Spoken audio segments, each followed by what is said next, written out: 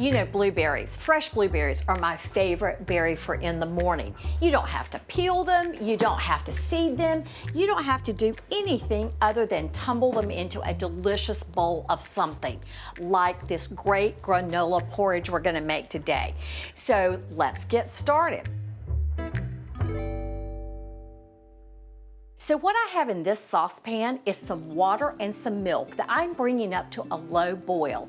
And now I'm going to add a big pinch of salt and oatmeal.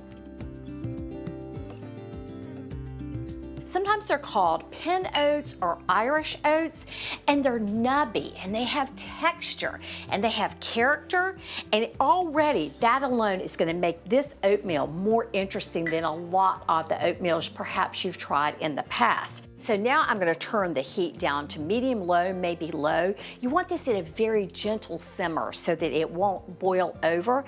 And these are going to cook until they're thick and creamy, maybe about 20 minutes or so. And in the meantime, I'm going to start on the finishing touch for this recipe, which is this delicious infused maple cream. So I've got a little saucepan here, and I'm going to put about a cup of heavy cream in there. And I'm going to start with a vanilla bean. I love what vanilla beans do in a recipe. It gives a bold, fresh punch of vanilla the extract just can't deliver. So when you use a vanilla bean, you want to make sure that it is fresh enough that you can bend it. If it snaps in two, it's probably a little bit past its prime freshness.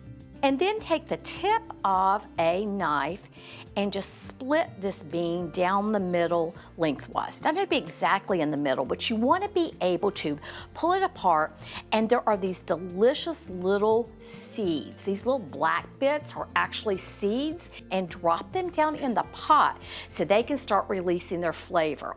And once you have most of them scraped out, make sure you drop the whole thing in there because there is flavor in every little bit.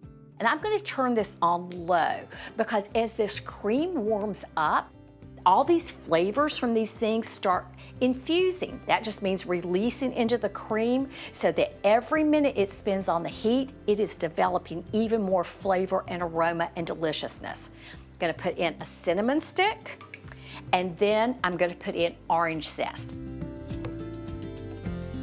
And there is more flavor in that zest than there is in the juice. Plus the zest means that the cream won't curdle. And just drop these little ribbons down in. And that's it. I'm going to put this over low heat and give this mixture maybe 10 or 15 minutes so that the cream can absorb these delicious flavors. I'm also going to keep an eye on my oatmeal. You want it at a good active simmer, but not at a boil. I'll just come by and give it a little stir from time to time. That's all. You know, you can tell when this is ready because of the wonderful aromas in the air. We get that little whiff of cinnamon. We have this delicious orange scent in the air, and you can smell the vanilla. We're going to take them out before we add our last ingredient. Now, our final ingredient is maple syrup, and this is true pure maple syrup, not just a pancake topping. And I'm going to put it in, and then put this back on the heat, and that maple is going to join the party, and then this cream is going to continue to reduce. It will almost look like melted ice cream, and you can see those little vanilla bean specks. This is delicious, and your kitchen is going to smell great. So look what's happened here. This little combination of cream and all those delicious things, we practically have a sauce here. So I'm going to take it off the heat and finish up the oatmeal. Our oats are deliciously thick and creamy, and I want to show you something about oats. If you're cooking the Irish oats or the pin oats, they get really thick as they cook, and I want you to give them a little taste right before you take them off the heat to make sure they're creamy. And if they need a little bit more cooking, you can always add a splash of water. I got lucky and mine turned out just right on the first try. I'm going to put in a good pat of butter. We're going to stir it in until it begins to melt. And then I'm going to add granola. Sometimes I call this my granola porridge. So that's probably a cup, put as much as you like, and I'm going to fold that in.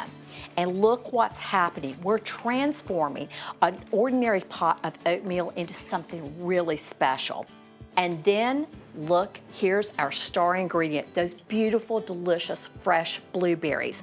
Now, by putting them in at the very end, there's gonna be a little gentle warmth from that oatmeal that warms them up, but we're not cooking the berries because we wanna keep them juicy and whole and delicious. So here's all that's left to do. Take a bowl, your big favorite bowl, and give yourself a delicious scoop. And then, last but not least, here comes our maple cream. And we're gonna drizzle that over the top. The aroma in this is unbelievable. And you know, I always finish with another little pinch of salt. This is something my grandmother did. She always put a tiny bit of salt on our oatmeal, and it just brings up all those other flavors. And then we must have a bite. That is so good. You have the oats, the great oats. You have the crunch of the nuts. You have the nubbiness of that granola. You have the burst of the fresh blueberries with all their juicy goodness. And then that cream. It's amazing what this cream does to this whole dish. It adds sweetness, it adds flavor, it adds aroma. This is the best bowl of oatmeal with blueberries you will ever have. I just love it, and I think you're going to as well.